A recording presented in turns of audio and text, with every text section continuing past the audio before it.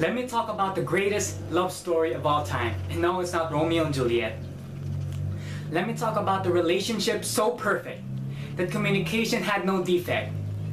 About the time when there was an intimate, eternal connection between creator and creation. Let me talk about the time when everything was served on a silver platter. Like how food is prepared by the faithfulness of a father and received by the open hearts of sons and daughters you see once upon a time. He loved with the kind of love that was simply enough for her, but curiosity got the best of her. Seductive promises fueled the lust in her. She rejected this love until she lost sight of the one light that could give life to the carcass of her heart. The third party drew them apart, and that's just the first part. Cause next comes amnesia. She forgets what real love really is.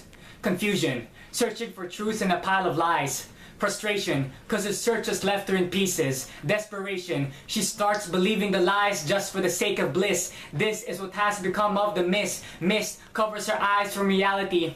No matter how hard she tries, she runs around circling insanity. And sadly, her first love has given everything. His time to be exhausted, his provisions to be barren, his patience to be tested, and his efforts to be taken for granted. Her first love was given everything, just to have her back. But hold up. Hit pause and rewind, I'm sorry, because we miss tiny details to fully grasp what this romance really is about.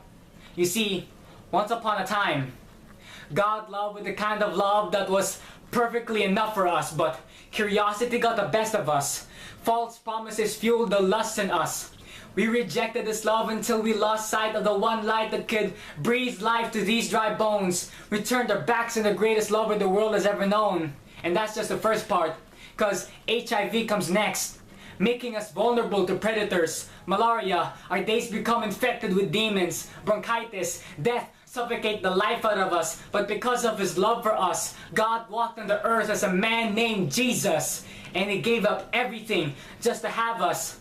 His flesh to be stripped, and His bones to be crushed, and His lungs to be stressed, and His mortal limits be stretched. But when He said, "It is finished," when He said, "It is finished," He became the greatest architect. Because He built a bridge between man and creator, between sin and forgiveness, between pain and salvation. This is the greatest love story of all time. And no, there is nothing like it. And as soon as we accept Him, we are made complete. We are made holy, to say the least. Because now that we're back to our first love, we have the confidence and the courage to live happily ever after.